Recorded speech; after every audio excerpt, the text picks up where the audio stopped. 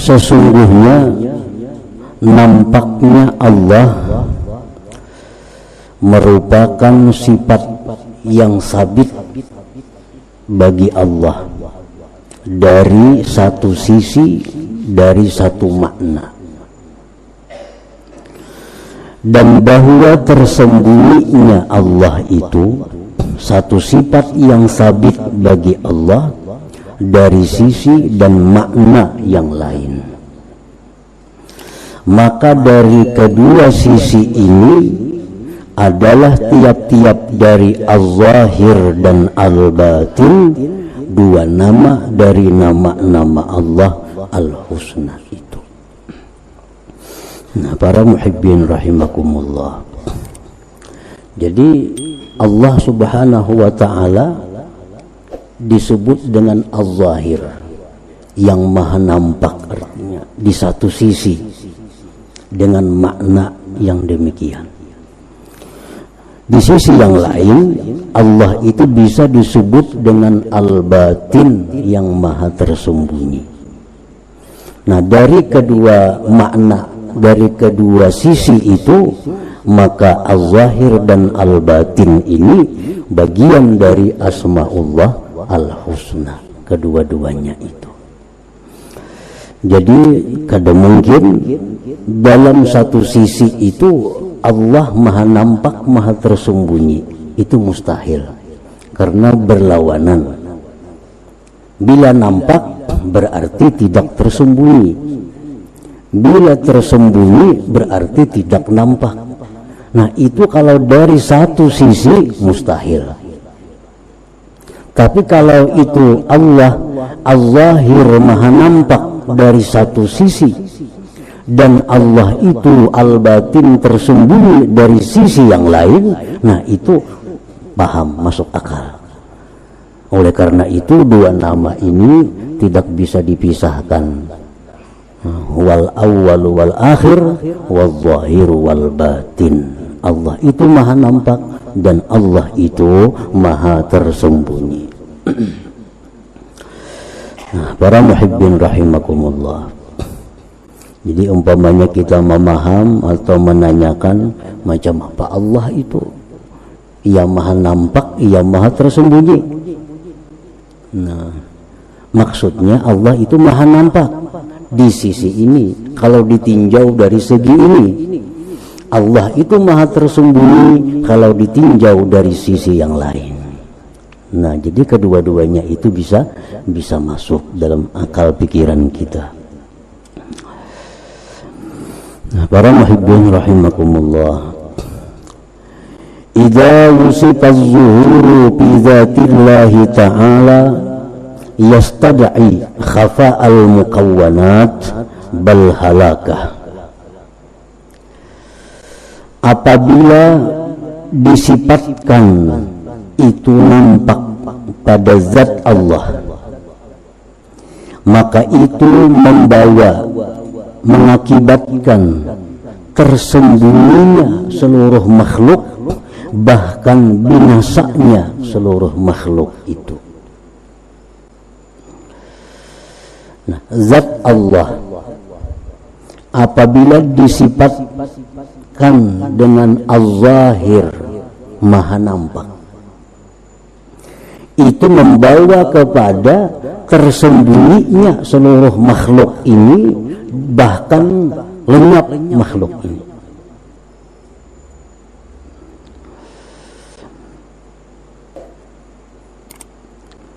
Kasyamsi idza zahara ikhtafatin nujum, seperti matahari. Perbandingannya matahari. Matahari itu bila mana nampak, maka tersembunyi seluruh bintang-bintang yang ada di langit. Bahkan matahari itu bila nampak, maka salju yang ada menjadi cair.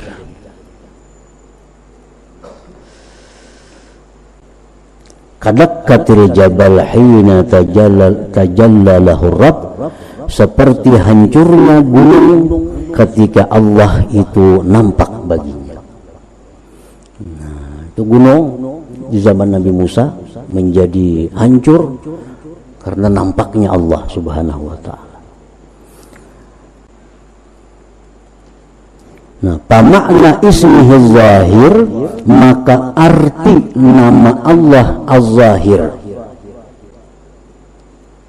zuhuru ayatihi, nampak tandanya, ad-dallati yang menunjukkan ala wujudihi, atas adanya Allah, wa sifatihi dan sifat-sifat Allah, min ilmin dari ilmu, wa iradatin iradat, wa kudratin kudrat, wa gairiha dan selainnya. Nah, jadi artinya Allah itu maha nampak. Nah, apanya yang nampak?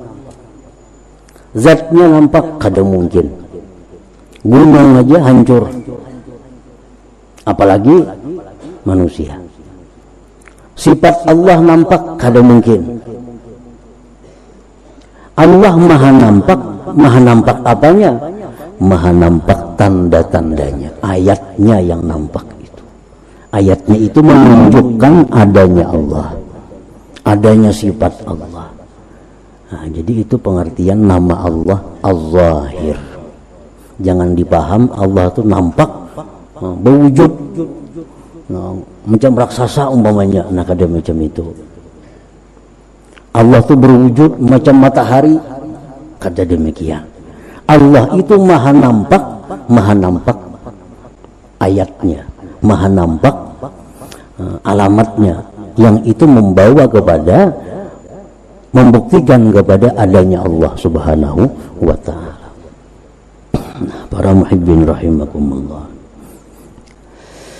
Wa idza wusifa bil butun, dan apabila Allah itu disifatkan dengan tersembunyi, Allah maha tersembunyi, yastad ikhtifa'ahu wa ihtijabahu bi ghairihi, itu membawa kepada tersembunyinya Allah dan terdindingnya Allah dengan selain Allah. Allah itu maha tersembunyi. Jangan dipaham itu Allah bersembunyi di atas langit. Jangan dipaham Allah bersembunyi di balik pohon. Jangan dipaham Allah bersembunyi di balik langit. Nah, kalau disifati Allah itu dengan tersembunyi, itu membawa kepada tersembunyinya Allah, terdindingnya Allah dengan selain Allah. Bila orang itu disebut bersembunyi aja, bersembunyi di mana ini? Nah, pasti ada yang menyembunyikan. Nah, kalau Allah itu tersembunyi, maha tersembunyi, maka itu menuntut bahwa Allah itu tersembunyi, terhijab, terdinding dengan yang lain, yang baharu. Wa yastad'i, dan itu membawa annal hadis azhar minal qadim. Berarti itu yang baharu ini lebih nampak dari yang kadim. Berarti yang baharu lebih kuat dari yang kadim, karena bisa melindungi Allah. Wadzalika muhal, itu mustahil. Kakhtifa isamsi bin nujum, seperti bersembunyinya matahari dengan bintang, kan itu mustahil. Matahari lindung, matahari tersembunyi gara-gara ada bintang, kan mustahil. Nah, Allah itu tersembunyi, Allah terdinding dengan langit, nah, itu mustahil. Itu mustahil. Nah, makna ismihil batin, makna nama Allah al-batin yang tersembunyi itu, butunuhu, tersembunyinya Allah an idrakil hawas, dari diperdapati dengan panca indera. Itu artinya Allah tersembunyi. Tersembunyi apa? Tersembunyi dari diperdapati dengan panca indera. Jadi zat Allah itu kada bisa dilihat dengan mata, kada bisa didengar dengan telinga, kada bisa diraba, kada bisa dirasa. Karena Allah itu tersembunyi dari bahwa diperdapati dengan panca indera. Wa an idrakil akli bihakikati, dan Allah itu tersembunyi dari memperdapati akal dengan hakikat Allah subhanahu wa ta'ala itu. Nah, para muhibbin rahimakumullah, jadi kalau kita belajar Asmaul Husna, Allah itu maha tersembunyi. Jangan dipaham tersembunyi telindung dengan langit, tersembunyi di arasnya, jangan. Artinya Allah itu tersembunyi dari bahwa diperdapati dengan panca indera, diperdapati dengan akal. Sekuat apapun mata kita, kada akan bisa melihat Allah, karena Dia maha tersembunyi. Sekuat apapun, sekukuh apapun akal kita, secerdik apapun akal kita, kada akan bisa memperdapati hakikat zat Allah subhanahu wa ta'ala. Nah, para muhibbin rahimakumullah, Allah subhanahu wa ta'ala, maka Allah subhanahu wa ta'ala itu zahirun, nampak, sun'uhu, perbuatannya, wa khalquhu, makhluknya nampak, adalu, yang menunjukkan ala wujudih, atas adanya Allah, wa sifatihi, atas sifatnya Allah, pasumnya, maka dinamai Allah itu Az-Zahir. Kenapa Allah dinamai Az-Zahir, yang maha nampak? Karena nampak ciptaannya, nampak perbuatannya, nampak segala macam yang dibikinnya. Wa huwa batinun, Allah Ta'ala itu tersembunyi, la yudraku bil hawas, tidak bisa diperdapati dengan panca indera, wa la yudraku bil akli, dan tidak bisa diperdapati dengan akal. Bal ya'jizul aklu, bahkan akal ini tidak mampu an idraki hakikati fi'li, dari memperdapati hakikat perbuatan Allah. Wa hukmihi, akal tidak mampu memperdapati hakikat hukum Allah. Fadlan an zatih, lebih-lebih zatnya. Nah, pasumnya, maka dinamai Allah Al-Batin itu. Nah, jadi kita mengerti bahwa bila disebut Allah itu maha nampak, artinya nampak ciptaannya. Bila kita dipaham disebut nama Allah itu Al-Batin, maha tersembunyi, artinya kada bisa diperdapati dengan panca indera atau dengan akal. Para muhibbin rahimakumullah, jadi akal manusia, jangankan memperdapati zat Allah, memperdapati perbuatan Allah belum bisa. Memperdapati hukum-hukum yang diputuskan Allah, akal manusia kada mampu.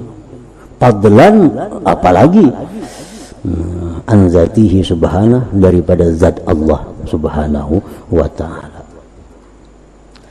Perbuatan Allah contohnya apa? Di Quran disebutkan yang paling rendah di mata kita, umpamanya nyamuk. Nyamuk itu kita yakini sebagai perbuatan Allah, ciptaan Allah. Nah, Allah itu menciptakan segala sesuatu, pasti ada rahasia, pasti ada guna, pasti ada manfaat sesuatu itu. Allah berfirman, wa ma khalaqnas sama wal arda wa ma bainahuma batila. Kami tidak menciptakan langit, bumi, dan antaranya itu batilah, tanpa ada guna, sia-sia. Nah, sekarang apa gunanya Allah menciptakan nyamuk? Itu rahasia Allah. Apa gunanya Allah menciptakan seekor nyamuk? Kalaupun ada yang dapat mencari rahasia, hikmahnya itu paling itu hanya satu dari sekian ribu rahasia yang ada pada nyamuk itu. Misalnya ada orang yang mengatakan bahwa itu Allah menciptakan nyamuk itu banyak gunanya. Nah, apa gunanya? Dengan seekor nyamuk atau dengan nyamuk beberapa ribu manusia yang bisa makan. Pabrik obat nyamuk. Gara-gara nyamuk nih, gara-gara nyamuk dibikin pabrik nyamuk. Berapa buruh karyawan? Hanya nyamuk. Nah, ini mungkin bisa dimasukkan dalam golongan bahwa itu salah satu gunanya samud, gunanya nyamuk itu. Dengan nyamuk berapa meter kain yang dijual karena membuat sponsor anti nyamuk. Dengan nyamuk berapa mantri, berapa dokter karena orang sakit akibat nyamuk. Nah, itu hanya bagian kecil dari guna samud. Masih ada ribuan lagi guna nyamuk yang tidak bisa diperdapati oleh akal manusia. Itu contoh fi'il Allah.